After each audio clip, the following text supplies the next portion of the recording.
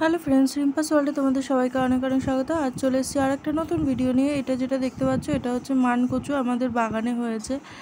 তো সেখান থেকে আমি খানিকটা কেটে নিয়েছি, খানিকটা একটু নষ্ট নষ্ট হয়ে গেছে, পচে গেছে, এই যে আমি ফেলে দিলাম সেটা।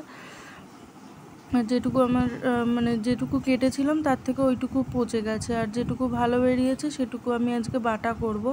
তো তার জন্য এখানে নিয়েছি সর্ষেটাকে বেটে নেব, আর ওই মানকচুটাকে একদম কুচো কুচো করে কেটে নিয়েছি যাতে মিক্সিতে পেস্ট করতে সুবিধা হয়। আর এখানে যে বেশ 4-5 কোয়া মতন রসুন নিয়েছি, আর এগুলো সব একসাথে দিয়ে আমি এবারে মিক্সিতে বেটে নেব।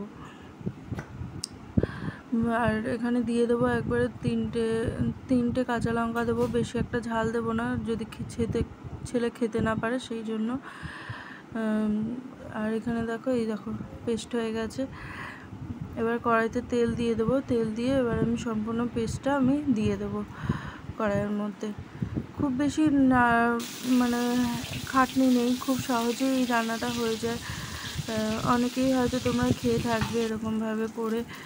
আমার বেশ ভালোই লাগে, আমি সেদিন করেছিলাম, বেশ ভালোই লেগেছিল। আর খানিকটা কচু তো অনেকটা বড় দেখতেই পেলে, খানিকটা রয়েছে, আরও একদিন আমরা করে খেতে পারবো। তো ভাবলাম তোমাদের সাথে শেয়ার করি। এই দেখো কড়াইতে দিয়ে একটু নুন, হলুদ আর একটু চিনি দিয়েছি, এই দিয়ে বেশ ভালো করে নাড়তে হবে এখন। আর যাতে গলা না ধরে তার জন্য আমি একটু ভিনিগার দিয়েছি। তোমাদের কাছে যদি লেবু থাকে তাহলে লেবুও দিতে পারো। আমার কাছে লেবু ছিল না, ভিনিগার ছিল, তো আমি ভিনিগারটাই অ্যাড করেছি। তো কেমন লাগছে আমার ভিডিওগুলো অবশ্যই তোমরা কমেন্টে জানিও, আর ভালো লাগে আমার চ্যানেলটিকে শেয়ার করো, আর অনেক অনেক সাবস্ক্রাইব করো।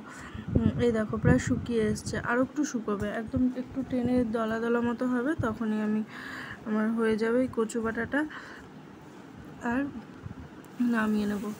এই দেখো এখন দেখো কড়াইটা লেগে যাচ্ছে না, তো এই পর্যায়ে তোমরা বুঝে যাবে যে আমার কচু বাটাটা হয়ে গেছে। তো আজকের মতো টাটা, বাই বাই, দেখা হবে নেক্সট ভিডিওতে।